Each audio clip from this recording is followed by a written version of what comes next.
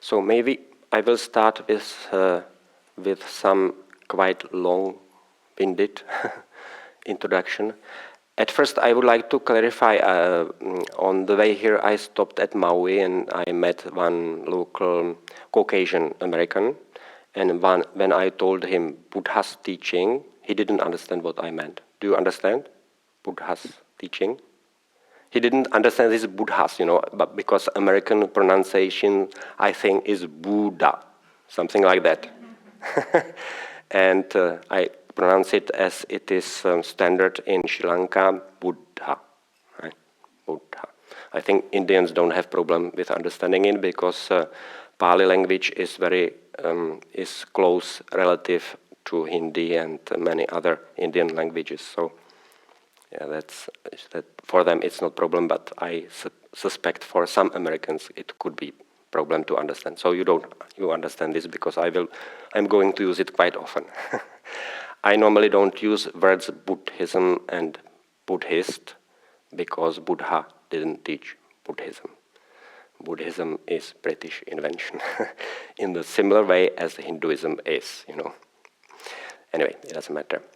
So I trained myself to use Buddha's teaching or Dhamma instead of Buddhism because these two things like Buddhism and Dhamma or authentic Buddha's teachings, it's not the same thing. It should not be conflated or used interchangeably because these two things are different.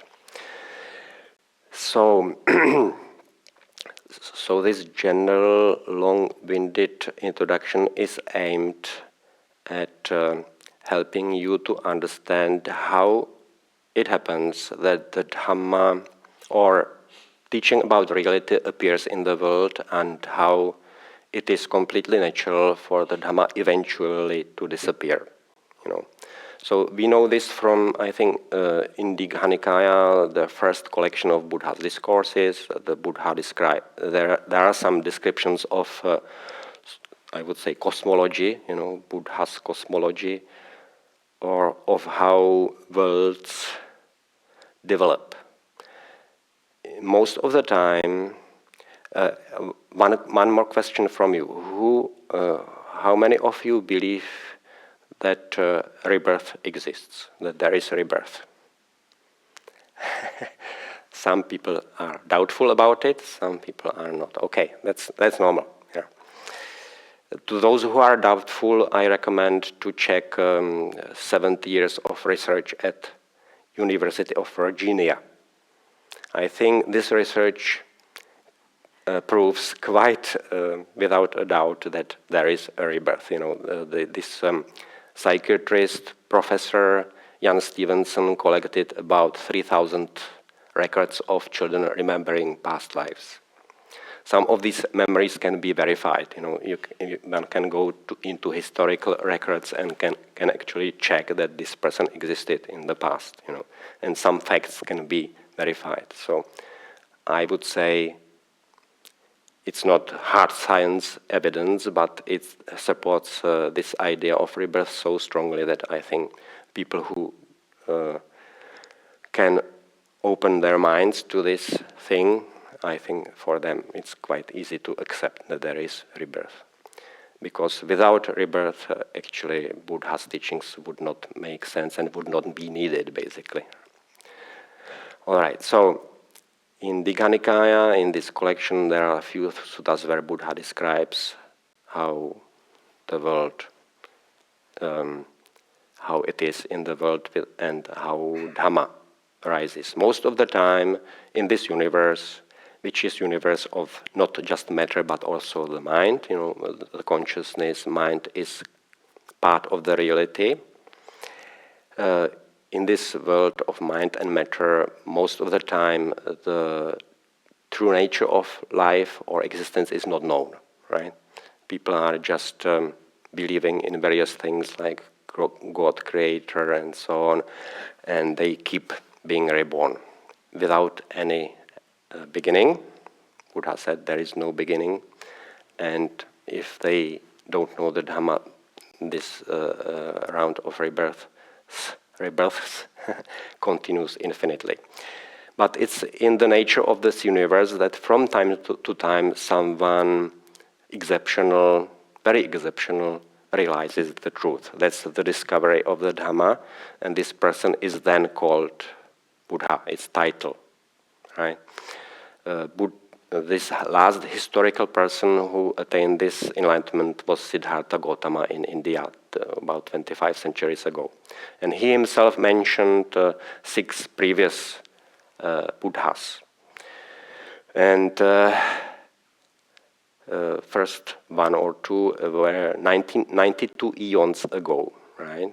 So, and if you count 92 divided by 6, that's about 1 Buddha per 15 eons. Eon is extremely long time. Nobody can really describe how it is, but it's extremely rare. And when the Dhamma is discovered by this exceptional person, that person, if it is Sama Sambuddha, I'm talking about Sama perfectly enlightened ones. In between there are many more who are called Pacceka Buddhas, but who realize the truth but are not able to teach it. You know, it's not easy, even if you know the truth, how it is with life and existence. It's still possible not to be able to teach it to others in such a way that they can also realize it, understand it for themselves, right?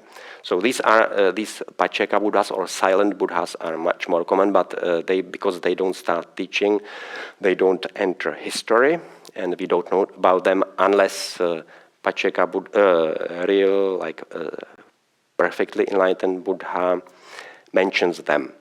You know, so then we know that they existed, but yeah.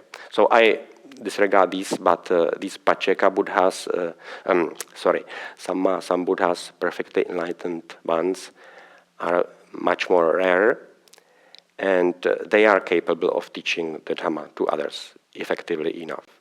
So they start teaching, and number of their disciples become themselves fully enlightened. Now, when the Buddha is alive and when there are many of his enlightened disciples around, that's the best possible state for the Dhamma presence in the world, you know. No, now once the Buddha passes away, the true Dhamma, true teachings or Saddhamma continue into the with the time, they continue for some time, you know. As long as the first generation of enlightened disciples are alive, you know, it's the Dhamma is safe, like knowledge of the Dhamma is safe. But when first generation passes away, everybody has to die sooner or later, and as times continues, number of truly enlightened followers of the Buddha, not Buddhists, you know, followers of the Buddha, number of them is getting smaller and smaller. And eventually, with the passage of time, various ideas become introduced, new ideas, right? And also teachings or their knowledge are moving through one place where it was originally taught by the Buddha himself, are moving into different geographic areas, into different cultures, completely different cultural backgrounds, and from those cultures new ideas are being introduced, and this is basically inevitable process of dilution. You know, this is a little controversial, you know, and I'm quite surprised that it is not being talked about at all, basically.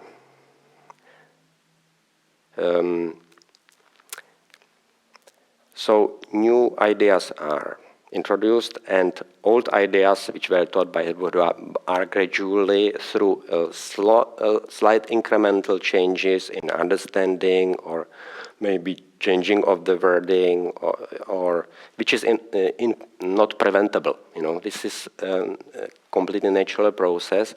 Eventually, the true Dhamma or teaching that has liberating potential is basically lost, forgotten. You know? And this happens after every Buddha passes away. This happens. So, and in between these periods of time, between two times when the Buddha's teachings are known, is extremely long. So now we are 25 centuries after the Buddha, when the Buddha said that true Dhamma would last only 500 years. So you can imagine that probably what we understand as Dhamma or as Buddha's teachings is not all correct, right? Is it acceptable? Yeah. So one of the teachings I suspect was a little bit lost is teaching on gradual training. I myself started or came across Buddha's teachings in 1992 when I was studying psychology, and I started with the Burmese tradition, Mahasi method. Have you heard about it? Mahasi. I think these famous teachers, American teachers like Joseph Goldstein and I'm not sure Jack Cornfield, they started also like Mahasi Sayadaw. By the way, my first teacher was a Czech psychologist who also came across Mahasi method in India in 1968, and he was there with this Indian teacher Anagarika Munindra at the same time as Joseph Goldstein, like a young one. So it comes from the same source. So I was introduced to Buddha's teachings and meditation through Mahasi, through this Czech teacher. As layman, I went for two-week intense retreats, Mahasi. And my introduction was actually precisely the opposite of gradual training, So I just heard, as a psychology student, I heard about this meditation course, and I found it attractive and exotic, So that is why it was attractive to me also, because it was exotic. I had no idea about anything about Buddha's teachings. I just knew the word Buddha and Buddhism, nothing else. So I went to this retreat and I sat down cross-legged, and I think before any teaching I was asked to sit, to close my eyes and sit without movement for 45 minutes and not to move. So that was terrifying for me. I had panic attack, during this sitting, because not being allowed to move and just to watch the breath was it felt like impossible. But because of social pressure, I had to do that. So the only option for me was to basically exercise willpower and push against it. Right? So only many years later, I understood that this was completely wrong way to come to meditation. Right? Because if you read Buddha's formulation of gradual training, this formal meditation basically comes only as sixth step. And for me, it was first step. And I didn't know, I was just following instruction. Then I received some teachings on this retreat, which was only 3-day retreat, like a longer weekend. So I even remember the date of my first sitting, 7th of May, 1992. And what gained my interest was teaching on Kamma, and later also teaching that I read in a book, Anatta. I thought Anatta was a cool idea. Non-self, there is nobody here. Even now, this voice that you hear, there is nobody behind it. There is no knowledge beforehand what I am going to say in next sentence. It just comes by itself. I don't know. The idea arises of a sentence, and then the mind needs to stay with this idea until the whole idea comes out of the mouth, word by word, And only after that, next idea arises. So it's happening like that. So this idea of anatta seemed really cool. And because of this, I decided, okay, maybe I should be Buddhist. So I decided on the way from this three-day retreat in the train. I also remember this moment in 1992 when I decided, okay, now I'm Buddhist. Only like 3 or 4 years later, I decided, okay, no, I'm not a Buddhist, I'm Buddha's follower. So 20-something years later, I stopped being Buddhist, but I became, I hope, true Buddha's follower. Yeah, anyway, so, and so I was following Mahasi method for a long time, and I even went in 1995 for intense 10 months retreat in Mahasi Center when I meditated, Mahasi method, or how it is conducted in Mahasi centers, not just in Burma, but I think everywhere, is this idea of really intense meditation, basically formal meditation. So it's 1 hour of sitting, 1 hour of walking, 1 hour of sitting, 1 hour of walking, pretty much throughout the whole day. So it's like 12 hours of formal meditation. Curiously, I never heard teaching on gradual training anywhere, for a long time. But this is the way it is conceived is actually not gradual training. What I understood much later is that these first 5 steps are really important, and that basically formal meditation is not as important as these formal 4 or 5 steps beforehand. So I guess, so I think this is one of the elements which got pretty much lost for our times, gradual training. And I don't intend to criticize Burmese tradition, but I think it's lost in this tradition. So what are these initial steps? So interestingly enough, the first step, there are many different Buddha's discourses in scriptures where Buddha gives teaching on this gradual training. And it's more or less detailed in different suttas. So the most detailed, if you are interested to read the sutta later, it has been translated very well by Bhikkhu Bodhi and published as a separate book. It's called Samanya Phala Sutta, Discourse on the Fruits of Recluseship. So it's a very detailed teaching on this gradual training given by the Buddha to King Ajatasattu, so to a lay person, right? Yeah, but Buddha knew, Buddha knew better what and how to teach. It's kind of curious because it's actually teaching, this gradual training is mainly teaching aimed at monastics. Because the first step in this teaching is to become monastic, ordaining, And this is not contemplated very often at these times, secular times. I suspect that idea of secular Buddhism is Buddhism without monasticism. I don't know, but yeah. So Buddha himself was a monk, and at the Buddha's time, it was not. It didn't happen very often that lay followers would meditate. Most of the lay people who became enlightened while listening to the Buddha's teaching. So instantly, right? That would be nice, wouldn't it? To become enlightened tonight by just listening.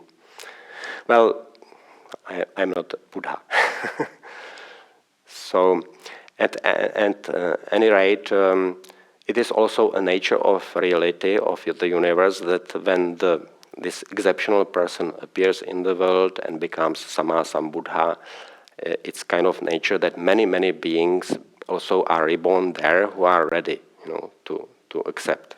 It simply works like that. Universe works like that. So Buddha, many disciples became enlightened by just listening to sometimes just few sentences, like Moggallana and Sariputta became enlightened, became stream enterers by listening, I think, just to 3 verses. Quite incredible.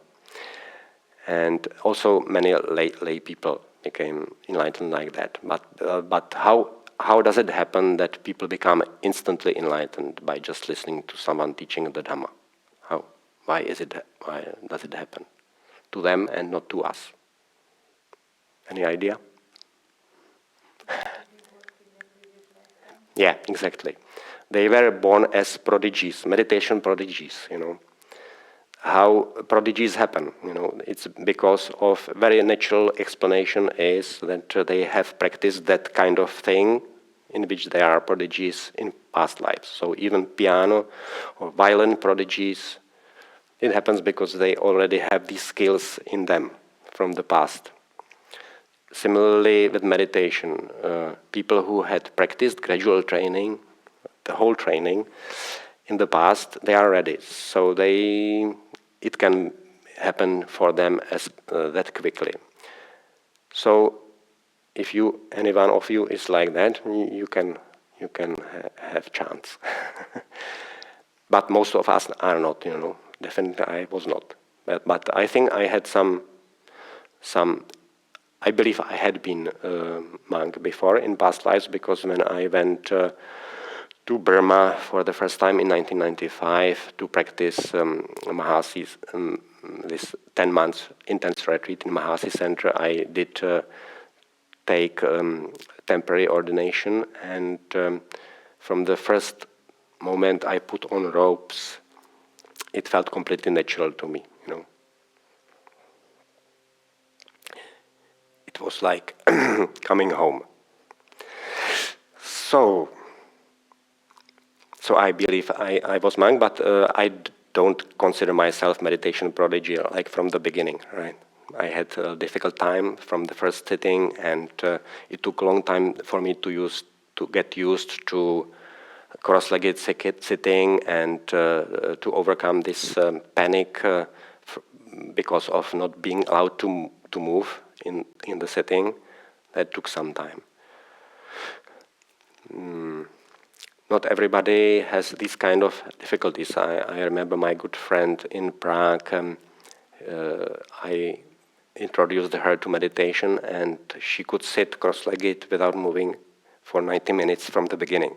Even though she didn't practice yoga or anything, I don't know how that is possible, because for me it was like just 10 minutes, and then it was torture, And I did need to practice this 10 months before I was able to be comfortable for 90 minutes while cross-legged sitting, while for her it was from the first sitting. Cannot understand. But I think she had better paramis for this meditation than myself. Anyway, so if we had practiced gradual training in past lives, then it's possible to become enlightened quickly. But at the Buddha's time, all the lay practitioners who became Arya Puggalas, enlightened ones, any stage up to Anagami, did so just by listening to Buddha, not through meditation. So for those who need to practice gradual training, all those steps in this life, for the Buddha, at the Buddha's time, it was most natural. They were really motivated to attain liberation, or at least the first stage of liberation, it was to ordain, to become monastic. And what does that mean? You by ordaining, you become basically meditation professional. Right? You don't need to waste time by making living and all these worries about making enough money to support oneself and so on. You just don't have that. You become meditation professional, and you have all the time. Thanks to the Buddha, by the way, it's unbelievable. I'm still at awe that even 25 centuries later, there is still enough support for monastics to live this kind of life. unbelievable. Especially in Sri Lanka and in Theravada countries, it's like this level of generosity for monastics is unbelievable. So it has been established like this by the Buddha, and also it kept going into the future thanks to efforts of monastics and thanks to also support of lay community. So it's kind of mutual or shared project. Keeping the Dhamma going into the future is shared project of both monastics and lay supporters, right? If monks were not, or monastics were not supported by lay people, the order would die out and the Dhamma would disappear much faster, because first 5 centuries it was maintained in existence in the world by monastics, learning Buddha's discourses by heart and teaching them to next generation of monastics and so on. So it's kind of thanks to all of those generations, we are still here and listening and talking about the Dhamma. So this is the first step, and it's very. I'm quite surprised that I didn't understand this earlier. I understood only a few years ago about difference in practicing the meditation and the Dhamma as monastic or lay practitioner, that it's basically the same difference, like, for instance, playing tennis as professional tennis player or as amateur. Can amateur tennis player become a winner of Grand Slam? Probably not, right? If you really want to win a Grand Slam, you definitely have to be professional tennis player, right? So you must have all the time available for training. So in meditation, it's extremely similar.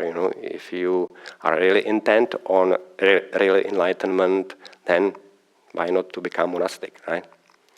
So there are exceptions again. There are some practitioners who cultivated gradual training enough in the past, so maybe they can make it in lay life, but it's extremely rare, I would say. So this is the first step, becoming monastic. I am not saying that it's not worthwhile to practice this path as lay person, right? But one should be realistic in expectations, what one can get from it. Second step, maybe I might read the passage where the Buddha describes this. I think it's quite nice. When the Buddha describes this first step. Now, you notice, if you read original scriptures, that there is indeed gender bias there, because it's mostly about males. There is. This is a theme for another talk, about this, why it is, and why all this discussion about equality, how it is based on wrong view, basically, because we are not. Males and females are artificial terms, it's just a temporary casing, body. Any being is sometimes born in male body, sometimes in female body.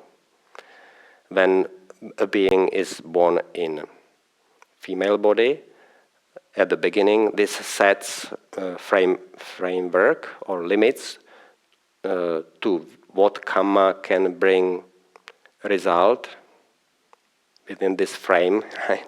And what cannot. And the same with when a being is born in a male body. Again, this is from the beginning. It sets some limits to what past karma can bring fruits and which one cannot. Some karmas can bring result only when a being is born in a male body, for instance, right? So if that person is born in a female body, then that karma will have to wait until some other time when the being is born in a male body. You understand, right? Is it understandable? So, yeah, that's just digression, sorry. So it's formulated for male, but it applies to females as well. A householder or a householder's son or one born into some other family hears the Dhamma. Having heard the Dhamma, he gains faith in the Tathagata. Endowed with such faith, he reflects. The household life is crowded, a path of dust. Going forth is like the open air. It's not easy for one dwelling at home to lead the perfectly complete, perfectly purified, holy life, bright as a polished conch. Let me then shave off my hair and beard and put on saffron robes and go forth from home to homelessness. After some time he abandons his accumulation of wealth, be it large or small. He abandons his circle of relatives, be it large or small. He shaves off his hair and beard, puts on saffron robes, and goes forth from home to homelessness. So I thought, why I am dwelling on this first step for so long is that I think that in American Buddhism this is heavily underestimated. So I hope it's not too threatening for you or too challenging, this kind of idea. I sort of feel that even if lay practitioners are not ready to become monastics, not everybody can, and it's a kind of nature of reality again that only a small percentage of those who gain faith in the Tathagata become monastics, and it's like that in Theravada countries as well. When I stay in the jungle alone in Sri Lanka, I go every morning into a village for Pindapat, and when I go back, I see people toiling, working hard in paddy fields, scorching sun, and they are plowing, with these water buffaloes and in the mud, and so on. And so I always am wondering, why don't they become monks or nuns? Why they keep doing all of this, Because they can see me, I am walking passing by them, happy and comfortable, and going back to my solitary kuti and meditating there the whole day and being alone, being peaceful, not worrying about growing rice and stuff. So they see me, and they could do the same thing. It's open to everyone, who decides, but they don't, So this is nature, in the nature of human realm, that only few. And I think it's also given by past experiences, accumulation of experiences and understanding. So, so it's not. I would recommend American Buddhists to think about it a little bit, and maybe to change idea about the importance of, and if anyone is not ready to become monastic, that's fine. Nobody should be pressed or forced, but one should not blind oneself to think that it's not important. That it can be just removed from Buddhism. Secular Buddhism without monastics. I suspect that that's what it means. Anyway, so the second step. I have some. Yeah, so the second step is noble aggregate of moral discipline. So purification of conduct. Now in this sutta which I mentioned at the beginning, Samanya Phala Sutta, or discourse on the fruits of recluseship, this section on sila is longest. So I sort of imagine the development of the path of Dhamma or gradual training as kind of building of Shwedagon Pagoda. I don't know whether you know Shwedagon Pagoda in Burma. It's like shaped like this, circular, and shaped like this. So the foundation layer is largest, and that's what is meant by purification of sila. But one basically needs to purify one's conduct really well. This foundation of virtue needs to be really well established, and I would say first before one comes to intense meditation, or at least longer retreat, longer intense retreat. One should spend enough time to practice at least 5 precepts consistently, which means refraining from killing anything, from taking what is not meant to be taken, from sexual misconduct, which means adultery, and then wrong speech, which means not just refraining from lying, but also gossiping and using hurtful words and so on, and then from taking intoxicants. I would. One thing I forgot to mention also, why going forth is important, because as monastic you give away all your possessions, or at least 99% of them, and this fulfills also dana, giving, generosity. I always wondered why it was that monks or nuns don't practice giving, But that's because they give away everything before they become monks. So by that they basically fulfilled this giving. And this is not easy, right? It's not easy to give away everything and to abandon all the relatives and so on. So it is incredible boost in energy, in a spiritual energy, when person is able to do this kind of thing.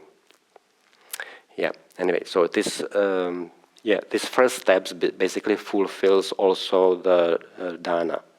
So then it comes sila. This is like purification of virtue, and you could read that the monastics have how many different precepts they have to keep. It's quite extensive. But okay, for lay practitioners, practicing dana can sort of approximate going forth, becoming monastic. You just keep giving what you can afford as lay person, and that's training in letting go and of attachment to possessions. I can also bring in a little bit of personal experience. When I started practicing as a student,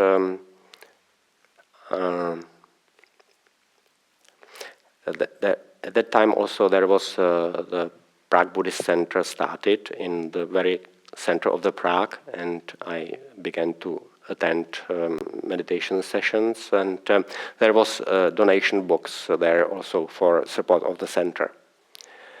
And somehow it was natural for me to start giving right away. So first 3 times I think I dropped a coin, and then I realized coin is just not enough. So I started giving more and more, and eventually I ended up giving a few thousand. But I don't know anyone among my Buddhist friends who would do this. I was basically the only one who understood the importance of giving. And it is like that till this day. Almost nobody among Czechs understand this. I suspect maybe, I don't know whether it is in this way also in other Western countries, but giving seems to me to be extremely also underestimated as a part of practice. One should basically, and it's a great contrast from what I know from Sri Lanka or Thailand or Burma. It's unbelievable difference in generosity between Western culture and East Asian culture is something difficult to describe. Because for people from these countries, it's such a part of their nature to give, to keep supporting monastics, that there is no comparison. So the reason why I'm talking about it to again to offer you this kind of reflection, not just extreme importance of monasticism within the Dhamma path, but also of this giving. It's not beginner's practice, it's basically foundation. If you don't build foundation, you cannot build the structure above it. It's not possible.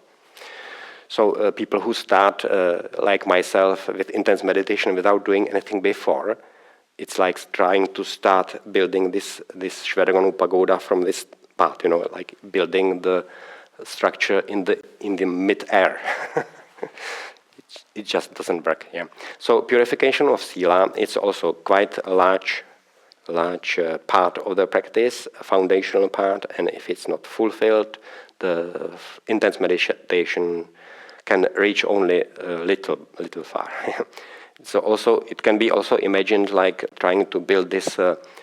You can build the pagoda by layers, or you can build it by like building small pagoda in the middle, like this. And if you start with just small foundation, you can go only this high, So then you need to enlarge the foundation, and you can go a little bit higher than before, and you keep enlarging foundations and building like that.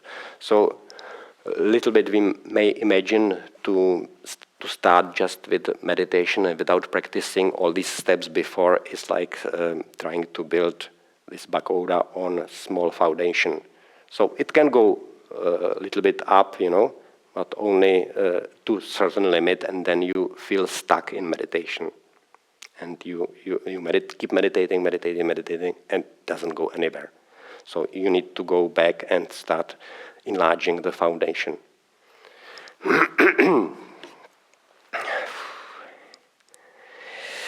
Yeah. So moral discipline, and then there is noble restraint over the sense faculties. So you train your mind to become aware of where you place your attention within the five senses. So what you look at, what you listen to, smells, tastes, and touches. And I think for layperson, for monastic, it's for instance, when we walk on the street, we are not supposed to look around like this. We are supposed to look down and walk, and only when we need to see where we are going, we look up.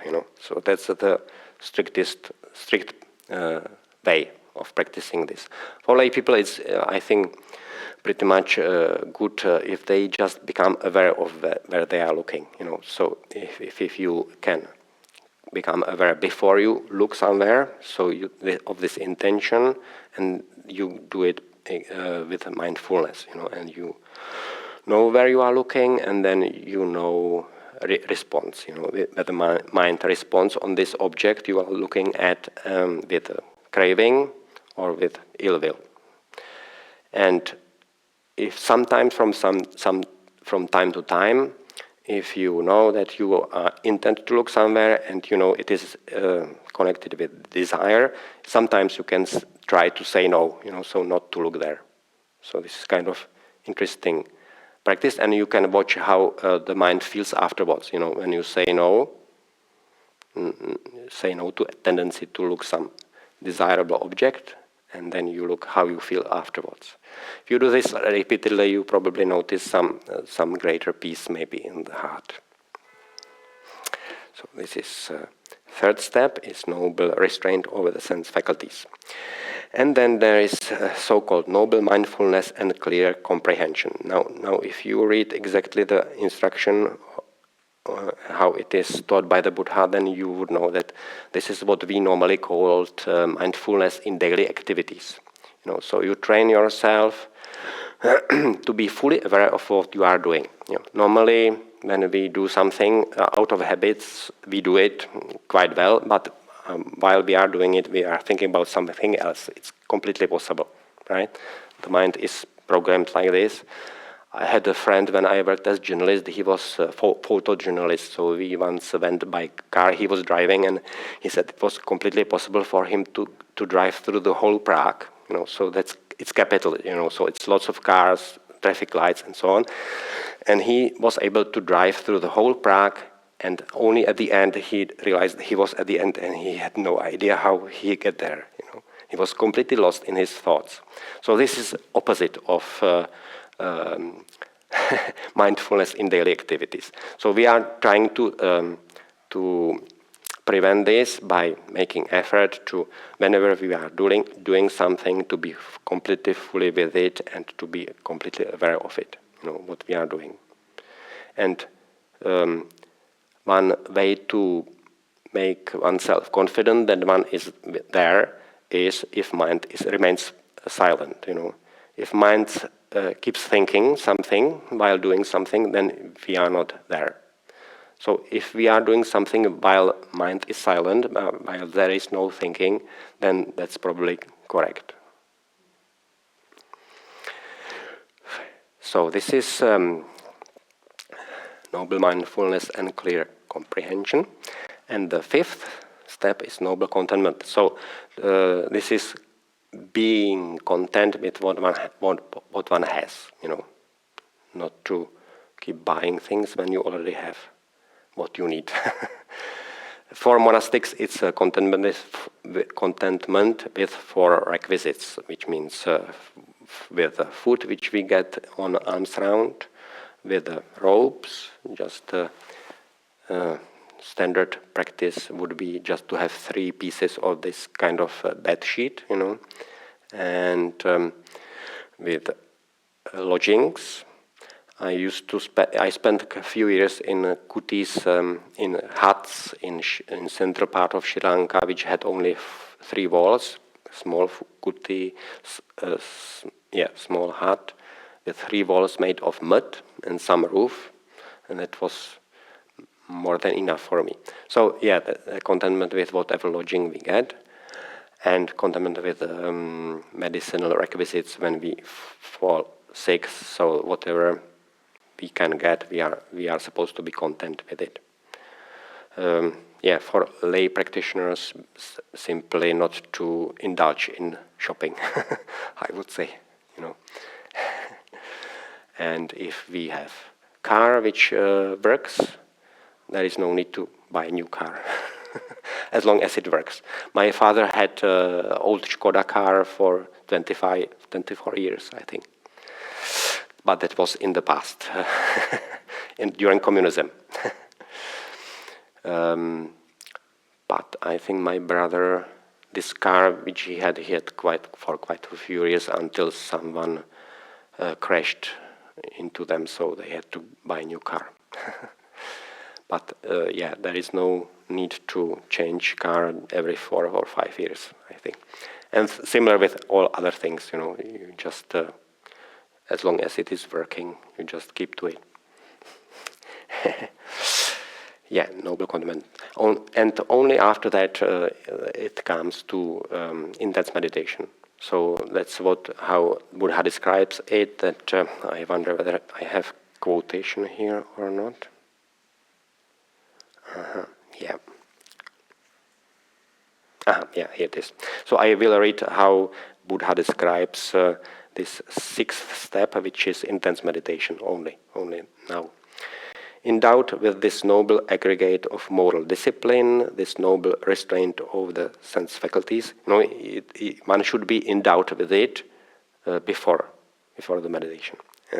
Endowed with this noble aggregate of moral discipline, this noble restraint over the sense faculties, this noble mindfulness and clear comprehension, or mindfulness in daily activities, and this noble contentment, he resorts to a secluded dwelling, a forest, the foot of a tree, a mountain, a glen, a hillside cave, a cremation ground, a jungle grove, the open air, a heap of straw.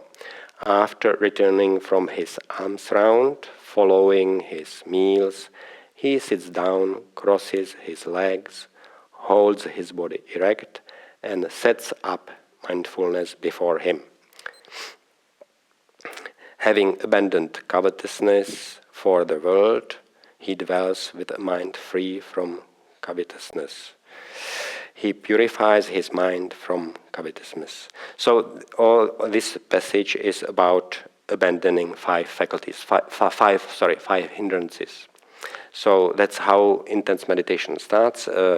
All is aimed at purifying mind or removing these five hindrances. Do you know five hindrances? Yeah, most of you know. Okay. And once the five hindrances are removed, it comes to the mind is ready to enter states of strong samadhi. Yeah. And then this samadhi serves as foundation for developing wisdom, and then enlightenment happens. So, I think it was quite long. I think you are tired already, right? So this is gradual training. So give it a thought and don't underestimate. For me, the most rewarding is really mindfulness in daily activities. And I had to recondition my mind quite forcefully to abandon the idea that only formal meditation matters, Even after I understood that actually for me, even at this stage, I think after I had done lots of formal meditation, it feels to me like practicing presence in daily activities is actually more important than formal meditation, And it's sometimes I get quite good even insights and improvements in understanding just by being mindful. For instance, while practicing yoga, it has been quite often more fruitful kind of meditation than formal sitting with closed eyes or formal walking meditation.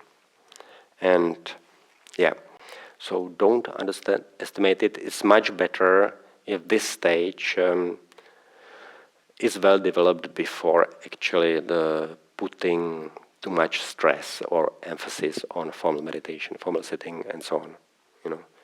One can become enlightened even while doing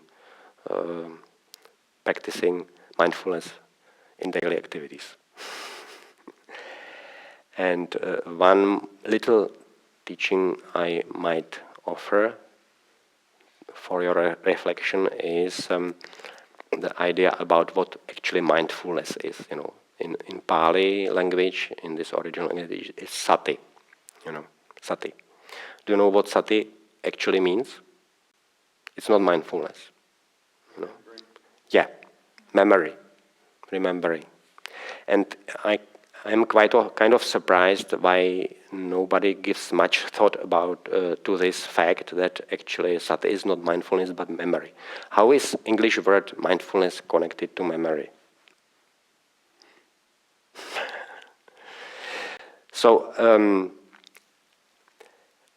I started practicing as a Czech, so I didn't use this word, English word mindfulness, which is actually quite good, It's actually a good term, I think. But we used in Czech Republic, we used a different Czech word, which is, in my opinion, now, as I understand it, is really misleading. It's not accurate at all. Mindfulness is not misleading, but it's quite vague, So probably people, when they come to it at first they don't know what it is. So I wonder what happens, how they decide what mindfulness means, Now, if they are wise enough or discerning enough, maybe they might decide, okay, I don't know what mindfulness is, so I need to discover for myself through practice what that word means, what kind of quality it is, and if it's in ideal case, they keep their mind open and they wait, and if they adopt some idea of what mindfulness is, they don't hold to it too strongly. But I suspect in some cases it may be that they quickly decide what mindfulness is for themselves, and then they stick to it, even if it is not correct, So this happened to many of my friends in the Czech Republic. They just take this Czech word, and then when they hear quite correct description of mindfulness in English, but it doesn't correspond to this Czech word, they think that that's wrong, They don't decide. They don't realize that this Czech word is actually misleading. It's a kind of unfortunate translation for it. But because I knew from the beginning that this is probably not completely correct translation, I kept to it only just slightly. So after 4 years of intense meditation as a monk, suddenly I could see this quality of sati directly in my mind, and about 2-3 days later in meditation, suddenly this word came to me, which appeared to fit much better in Czech than in this original term, and I decided that sati was actually better described by presence. And only recently I decided I would also, in English, I start using more presence than mindfulness. Even though mindfulness is not incorrect, but it's kind of vague, I think presence is more concrete, more instructive, because it's gives better idea what you are supposed to do, right?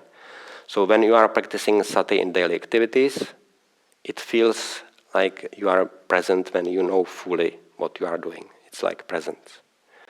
You can practice, and you can practice this at any time, any situation. You don't need to wait until you have time for a formal meditation, right?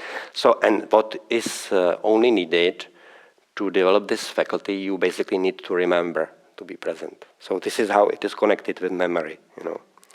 You basically need to remember to be present, or remember present moment. So yeah, what is needed to correctly cultivate presence is to keep remembering it, and right effort to be present is my latest idea is that most of the effort should be directed exactly to just remembering, nothing else, So if you are trying to be present and you notice some kind of tension anywhere in the body, then it's not correct effort, because you don't need to tense up to remember, right? For remembering, what you need to do for remembering is what you do normally when you try to remember something. You need to keep repeating it, So whenever you remember, now I was not present, but now when I remembered, I'm present, And since then, you just need to decide, okay, so now I try to keep this presence, sense of presence, and keep it. And after some time, mind forgets. So forgetting is opposite of sati, right? It's forgetting. So when mind forgets, you cannot do anything until you remember, or until mind remembers. In the state of forgetfulness, there is no way to do anything. But only when you remember, at that time, you just need to redetermine, okay, now I will try to keep this. The moment when they people or practitioners lose the path, is when they remember and they get discouraged. Now I was not mindful or present for half of the day, and only now I remembered. I am hopeless. I forget about it. I cannot do. I cannot do this. This should not happen, because the only person who doesn't keep forgetting is arahat, That's also quite interesting fact that I realized quite late, that only arahat has all the 5 faculties developed fully, so including presence. So only arahat is present continuously without any break. all the rest have some lapses of presence, so the mind forgets. But for Arya Puggalas, the moments of not being aware are shorter than for less advanced meditators. So it's a natural process, and we just need to be patient, and whenever the mind remembers, then we start again. 1,000,000 times a day, or 1,000,000 times in 1 hour. It doesn't matter. That's how the practice works, and it cannot practice in any other way, in my opinion. Okay, so I think I talked too much. Too much information for you. Overload. Information overload. Anyway, it has been recorded, so it can be listened to later again, if you forget.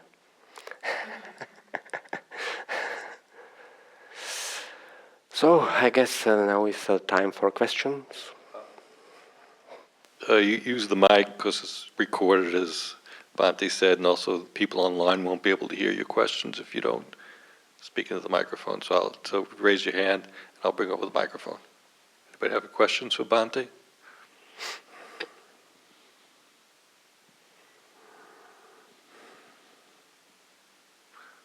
Wow, this is a first.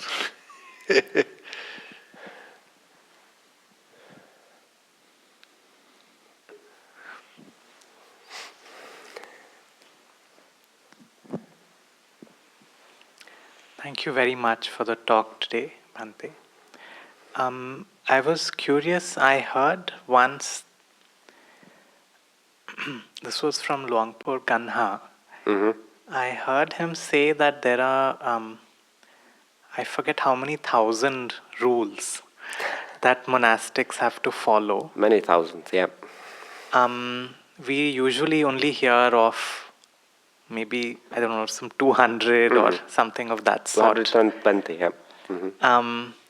So maybe if you could share a little bit, because we heard today that a first step is to ordain. But could you share some light on this, and how could one feel at home, for example? But yeah, many questions around this. Thank you. So you want to you want me to mention some of the rules, right? Yes. Yeah, and okay. Why the difference of 200 and so many thousand, and how as a monastic are you finding adhering to this?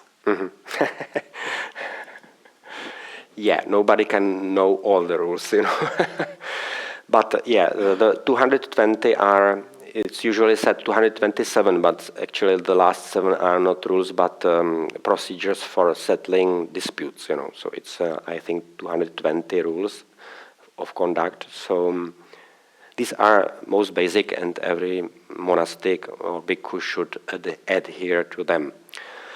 Bhikkhunis have many more, they have over 330. So again, gender bias.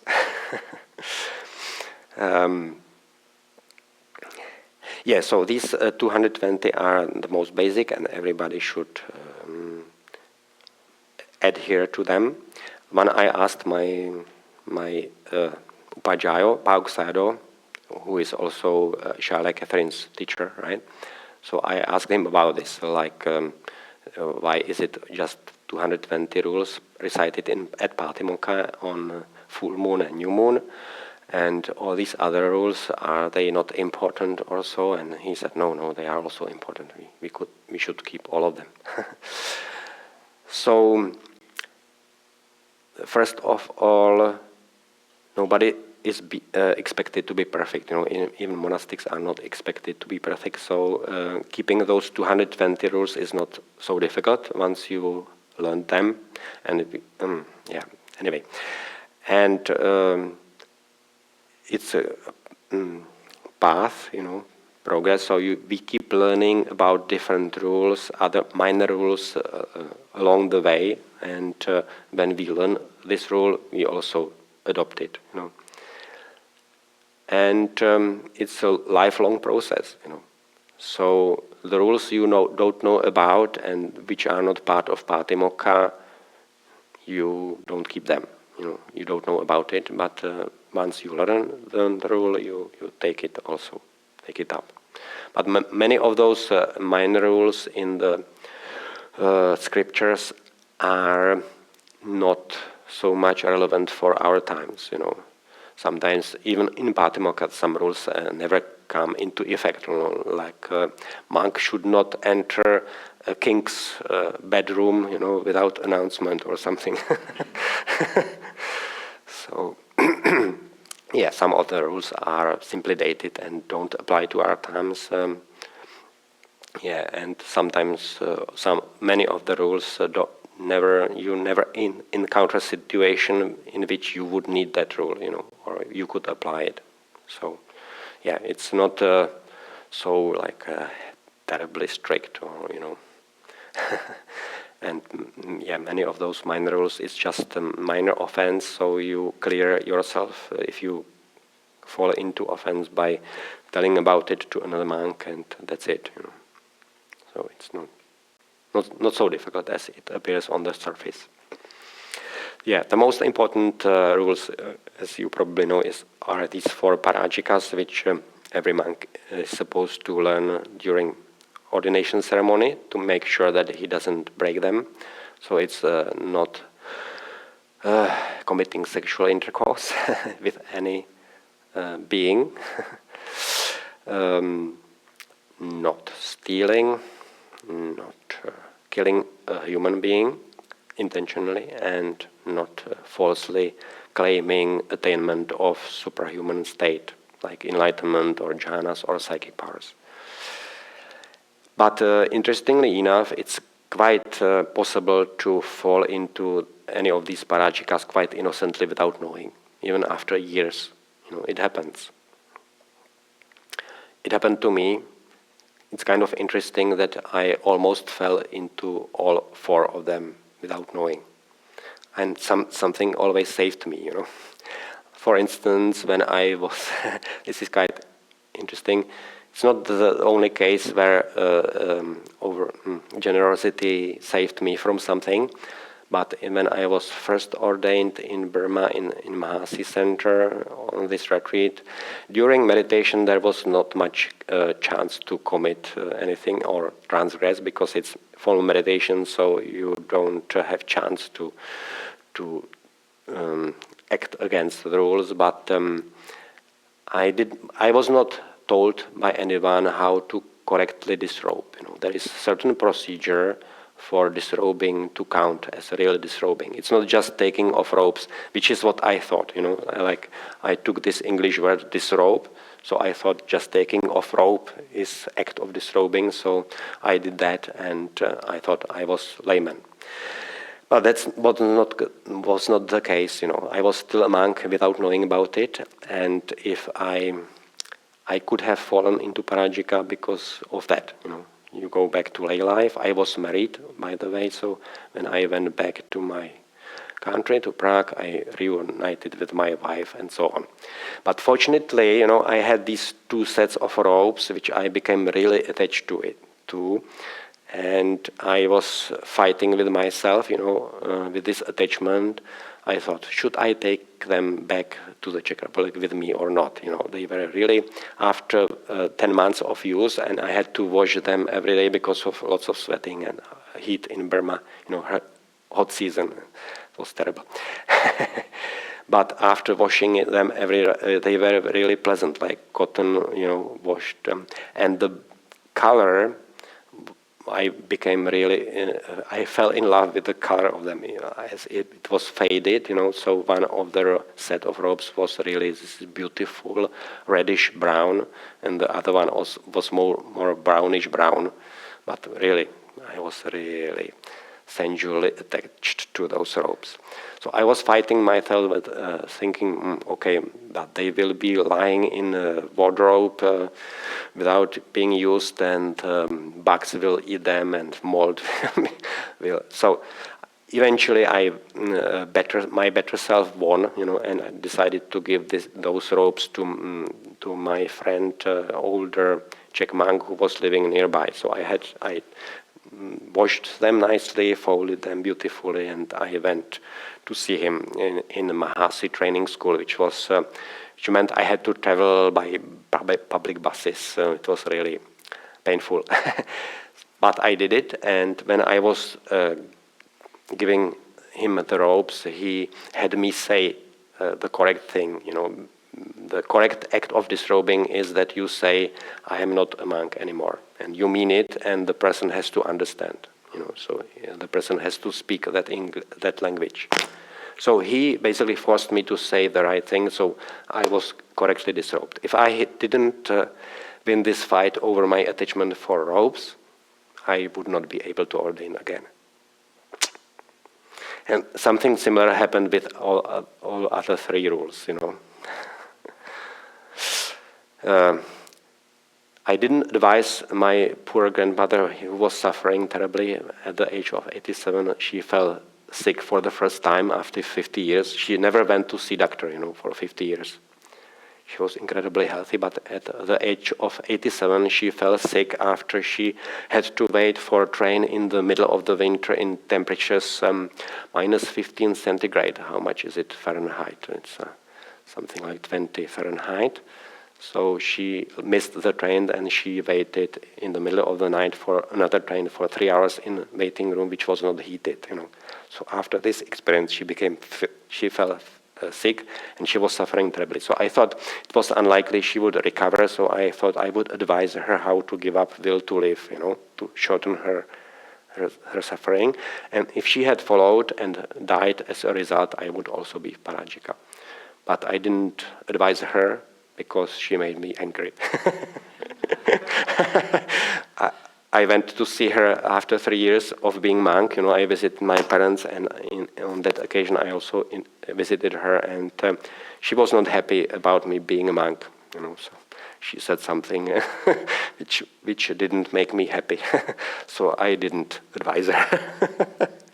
But I think she would not follow anyway.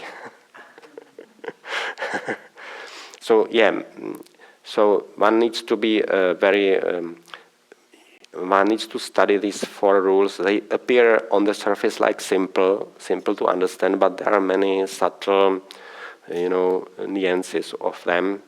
And I know some monks who who became non-monks by acting against them. Some of them, one of them, unknowingly, So these are most important to keep, and then the rest is redeemable. It's like possible to purify oneself from all the rest. That was a long answer. You have a question?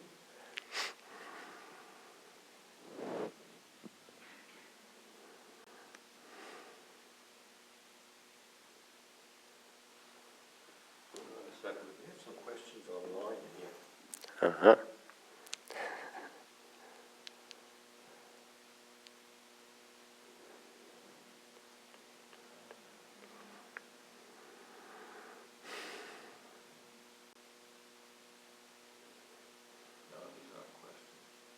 No questions? No. Yeah. We didn't announce it to give questions. Uh-huh. Well, it was exhaustive talk, so. You could try that. What time is it? 8:23. Oh, so it's almost 8:30. Almost, yeah. 7 more minutes.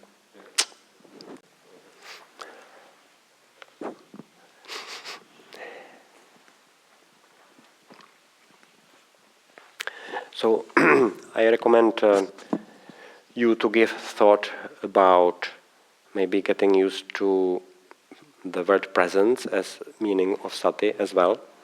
Presence. It's kind of, I think, useful.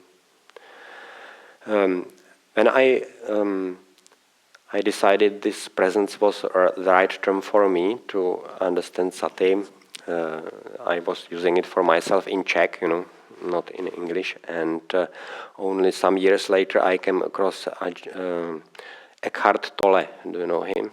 Yeah. So it looks like he became in my opinion, he might have re-experienced stream entry or something like that independently, because he already had it from the past, so he didn't encounter Buddha's teaching before he had this experience. So he developed the way of teaching independently of Buddhist literature. So he never uses the word mindfulness, and I discovered that he actually uses also the word presence. He keeps talking about presence all the time. His famous book, Power of Now, right? So that I was happy to discover this, because it confirmed that I was correct. Basically, he also uses just presence. I myself also decided I could replace mindfulness with presence in my talking. I didn't use it much here, because it was not talk about 5 faculties, 5 mental qualities, which is what we aim to develop in formal meditation, or in Bhavana, actually. Bhavana is normally translated as meditation, but again, I think better term is cultivation. Cultivation of 5 faculties. And 5 faculties are, like, central of them is sati, or presence, and effort to be present, that's virya. And the faculty which comes before, which Buddha mentions as first one, is saddha, or faith or confidence. And then what comes after presence is samadhi, which is translated normally as concentration, but I think better translation is stillness of attention, right? So when you develop enough these first 3 faculties, presence, skillful effort to be present, and confidence or faith, then that's foundation for you to be able to still attention to chosen object. So then it's easy. If it's difficult, for instance, to keep being focused on breath or something like that, if it's difficult, then you need to go back and strengthen presence first. Okay, stillness, and then the last faculty is discernment or wisdom. So, once you have these 4 other faculties, discernment grows organically. It's like organic agriculture, cultivation, organic cultivation of wisdom. You cannot really will to develop discernment, that comes as a result of well-established presence and ability to still attention on one object.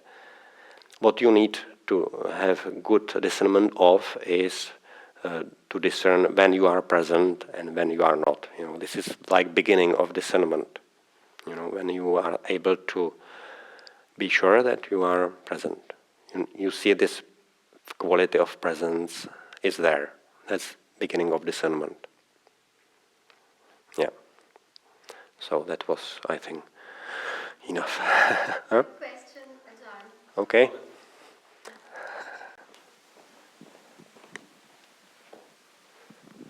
I just wanted to ask, how should we develop virya? Virya, Virya, effort or energy. I was trying, or had been trying to sort that out for all those years. It's not a simple question. What is the right effort? And I think for many, many years, like 20 years, I was making not completely correct right effort, in meditation. I think it was like exercising willpower, and it is felt here like tension in the heart. If you notice tension anywhere in the body, either physical tension or sort of emotional tension here, so then probably you need to check what kind of effort you are making. I decided not long ago that probably most of the effort should be directed at what I already mentioned, just to remembering to be present. If you put effort into just keeping in mind is better. phrase, keeping in mind to be present. It's kind of a strange kind of memory, right? When we talk about memory in general language, or remembering, what we mean is when we need to commit to memory, like phone number, we keep repeating it, and then it is there, but it's not in the mind all the time, right? We just remembering means that we can recall it when we need it, right? So that's a different kind of memory. This kind of memory is keeping in mind, meaning that you keep it in mind all the time. It's like keeping the phone number in your mind all the time. Can you imagine it? So that would not be recommendable, but keeping present moment in mind continuously, that's what we are aiming at. But we cannot achieve that by willpower. I think it can be only achieved by repeating this process which I described. So when the mind remembers, now I have not been present, but now I remembered, and from that moment of remembering, then the mind is present. So now I just, okay, now I will be fully aware of what I am doing with silent mind. That's mindfulness in daily activities, or presence or in daily activities, right? So, yeah. And you can cultivate this at any moment, at any situation, even though in some situations it's difficult. For instance, the most difficult thing to maintain presence is when you are listening to someone talking like this and understanding, or when you are talking like myself, right? I only became capable of maintaining presence and knowing that I am present, and at the same time maintaining this speech only very recently, after like 24 years practicing as monastic and 8 years before as lay person. So it's the most difficult thing. So we don't start practicing or aiming at being perfect in presence while talking or listening to someone talking. We start just with simple activities, like walking on the street alone, or washing dishes, or whatever, or vacuuming. You can maintain in these simple physical activities. You can do it with full awareness, right? Mm-hmm. So that is why it's also more hopeful to become Grand Slam winner in meditation, because you can actually practice cultivation, because you can practice bhavana at any time while doing anything else. You cannot practice tennis, playing tennis while doing vacuum cleaning, but you can practice presence while doing vacuum cleaning or anything else. You see, so it's a little more hopeful with meditation. Okay, yeah, 8:32. I'm surprised by myself that I managed to talk so long. It doesn't happen very often. I usually am finished within 30 minutes. So before we leave, there's a